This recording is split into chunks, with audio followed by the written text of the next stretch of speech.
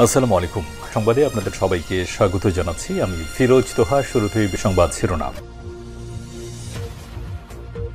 জানিয়ে দেব এই মুহূর্তে হাতে পাওয়া সর্বশেষ গুরুত্বপূর্ণ আপডেট বাংলা সংবাদ। শুরুতেই থাকছে কারাগার থেকে সুস্থ আল্লামা দেলোয়ার হোসেন সাঈদীকে এনে পরিকল্পিতভাবে হত্যা করা হয়েছে বলে অভিযোগ করেছেন তার ছেলে মাসুদ সাঈদী। তিনি বলেন, জামায়াতকে নিষিদ্ধ করবার 4 দিনের মাথায় আল্লাহ খুনি হাসিনাকে বাংলাদেশ থেকে বিদায় করেছেন।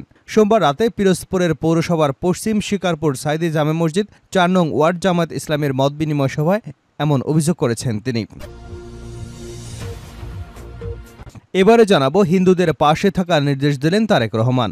বাংলাদেশ জাতীয়তাবাদী দল বিএনপির চট্টগ্রাম বিভাগের সাংগঠনিক সম্পাদক মাহবুবের রহমান শামীম বলেছেন, বিএনপির ভারপ্রাপ্ত ভাইস চেয়ারম্যান তারেক রহমান দলের নেতাকর্মীদের হিন্দু ধর্মাবলম্বীদের পাশে থাকার নির্দেশনা দিয়েছেন। মঙ্গলবার ফেনী শহরের ট্রাঙ্ক রোডস্থ জয়কালী মন্দিরের শারদীয় দুর্গাপূজা উপলক্ষে বিএনপির সঙ্গে জেলা পূজা পরিষদের মত বিনিময় সভায় প্রধান অতিথির বক্তব্যে এসব কথা বলেন তিনি। জানাবো পররাষ্ট্র উপদেষ্টা 6 সংস্কার কমিশনের রিপোর্টের পর নির্বাচনের রোডম্যাপ। 6 সংস্কার কমিশন রিপোর্ট দেবার পরই সংসদ নির্বাচনে রোডম্যাপ দেওয়া যাবে বলে জানিয়েছেন পররাষ্ট্র উপদেষ্টা মোহাম্মদ তৌহিদ হোসেন। এদিকে গণসংহতি আন্দোলনের গণসংলাপ কর্মসূচি ঘোষণা।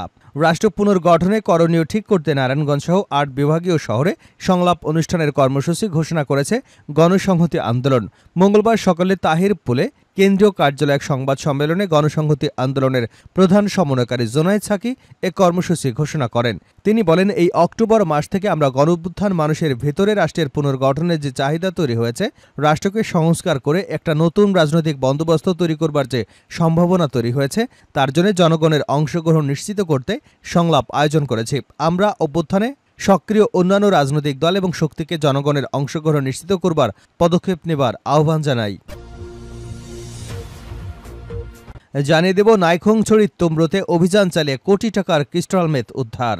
বান্দরবানের নাইখংছড়ি মিয়ানমার সীমান্তবর্তী ঘুমধুম ইউনিয়নের তুমরুতে অভিযান চালিয়ে 1 কেজি ক্রিস্টাল মেথ উদ্ধার করেছে বর্ডার গার্ড বাংলাদেশ।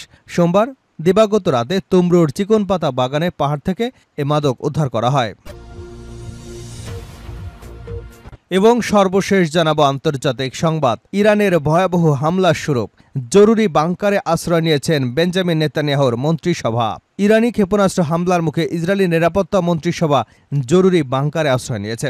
ইসরায়েলি সেনাবাহিনী জানিয়েছে, তাদের লক্ষ্য করে ক্ষেপণাস্ত্র হামলা চালিয়েছে ইরান। এই হামলার পর ইসরায়েলি নাগরিকদের সতর্ক থাকতে বলা হয়েছে। হামলায় ক্ষয়ক্ষতির কোনো খবর এখনও হাতে আসেনি। সামাজিক যোগাযোগ মাধ্যমে প্রকাশিত বিভিন্ন পোস্টে বলা হয়েছে, মঙ্গলবার ইরানের আকাশ আলোকিত হয়ে ওঠে। তাবরিজ, খাসান এবং তেহরানের উপকণ্ঠ থেকে ক্ষেপণাস্ত্রগুলো ছোড়া হয়েছে। এর আগে যুক্তরাষ্ট্রের পক্ষ থেকে ইসরায়েলকে ইরানে হামলার বিষয়ে সতর্ক করা হয়। এতক্ষণ শিরোনাম শুনছিলেন, এবার বিস্তারিত। প্রিয় দর্শক, আপনি যদি এই চ্যানেলে নতুন হয়ে থাকেন, ভিডিওটি দেখতে দেখতে চ্যানেলটি সাবস্ক্রাইব করে আমাদের সঙ্গে থাকুন। আর এই ভিডিও সম্পর্কে আপনি আপনার মূল্যবান মতামতটি কমেন্ট বক্সে জানিয়ে দিন। আর হ্যাঁ প্রিয় দর্শক, জানিয়ে দিন ভিডিওটি কোথা থেকে দেখছেন। কারাগার থেকে সুস্থ সাঈদীকে এনে হত্যা করা হয়েছে। কারাগার থেকে সুস্থ আল্লামা দেলোয়ার হোসেন সাঈদীকে এনে পরিকল্পিতভাবে হত্যা করা হয়েছে বলে অভিযোগ করেন তার ছেলে মাসুদ সাঈদী। তিনি বলেন, জামায়াতকে নিষিদ্ধ করবার 4 দিনের মাথায় আল্লাহ খুনি হাসিনাকে বাংলাদেশ থেকে বিদায় করে দিয়েছে। সোমবার রাতে পিরোজপুর পৌরসভার পশ্চিম শিকারপুর সাঈদী জামে মসজিদ 4 নং ওয়ার্ড জামায়াতে ইসলামের মত বিনিময় সভায় তিনি এমন অভিযোগ করেন। মত বিনিময় সভায় ওয়ার্ড সভাপতি অ্যাডভোকেট মোহাম্মদ মোশাররফ হোসেনের সভাপতিত্ব করেন। মাসুদ সাঈদী বলেন, বাংলাদেশ থেকে ইসলামকে পর্যায়ক্রমে ধীরে ধীরে নিশ্চিহ্ন করবার কাজে লিপ্ত হয়েছিল শেখ হাসিনা। খুনি হাসিনার হাতে বাংলাদেশের হাজার হাজার আলেম রক্তে রঞ্জিত হয়েছেন। 2009 থেকে 2024 সাল পর্যন্ত শেখ হাসিনা হাজারো মানুষকে হত্যা করেছে।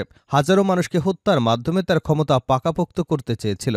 শেখ হাসিনার বুদ্ধিদাতা, পরামর্শদাতা এবং শেখ হাসিনার গডফাদার ভারতের প্রেসক্রিপশনে বাংলাদেশ থেকে তারা ইসলামকে নিশ্চিহ্ন করতে চেয়েছিল। সে কারণে বাংলাদেশে ইসলাম প্রতিষ্ঠায় সকল দলের নেতাকর্মীদের গ্রেপ্তার করে কারাবন্দী করেছিল। এ সময় অন্তর্বর্তীকালীন সরকারের কাছে হাসিনাকে ভারত থেকে ধরে এনে দৃষ্টান্তমূলক শাস্তির দাবিও জানিয়েছেন তিনি। হিন্দুদের পাশে থাকা নির্দেশ দিলেন তারেক রহমান। বাংলাদেশ জাতীয়তাবাদী দল বিএনপির চট্টগ্রাম বিভাগের সাংগঠনিক সম্পাদক মাহবুবুর রহমান শামীম বলেছেন, বিএনপির ভাইস চেয়ারম্যান তারেক রহমান দলের নেতাকর্মীদের হিন্দু ধর্মাবলম্বীদের পাশে থাকার নির্দেশনা দিয়েছেন।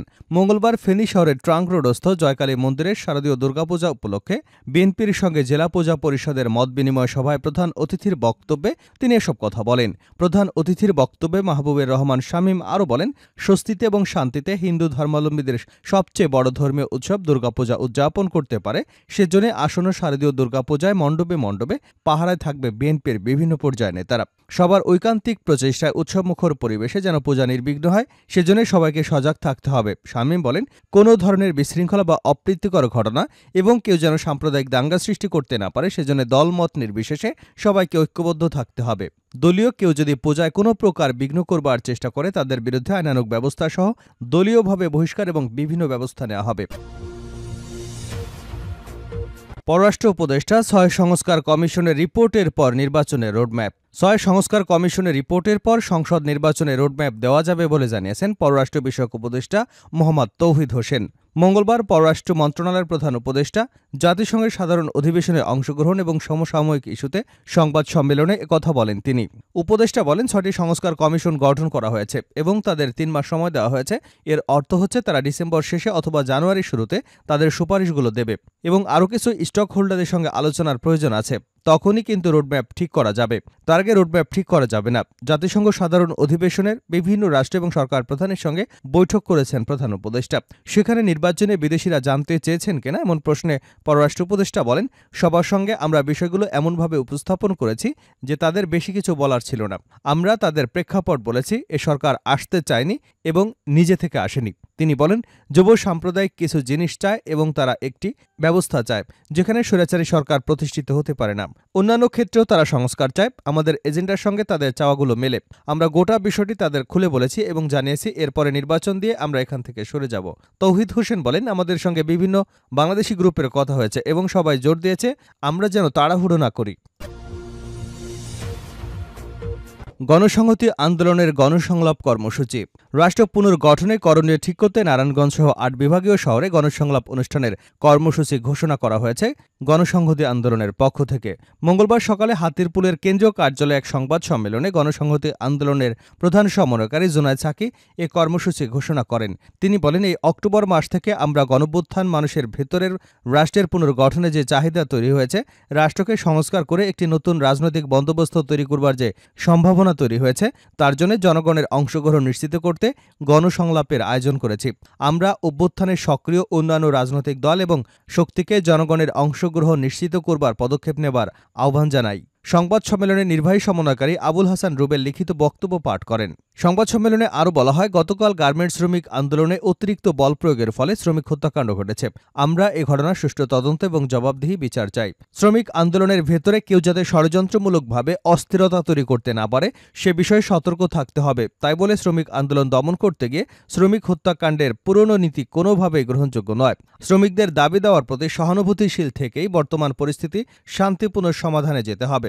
সংবাদ সম্মেলনে আরও বলা হয়, অন্তর্বর্তী সরকারের প্রথম কাজ হবে গণঅভ্যুত্থানের শহীদদের যথাযথ রাষ্ট্রীয় মর্যাদা নিশ্চিত করা, আহতদের সম্ভাব্য সমস্ত ধরনের উন্নত চিকিৎসার ব্যবস্থা করা এবং তাদের সাথে হওয়া অন্যায়ের বিচার করা। জরুরি বাংকারে আশ্রয় নিয়েছে ইসরায়েলি নিরাপত্তা মন্ত্রিসভা। ইরানে ভয়াবহ হামলা।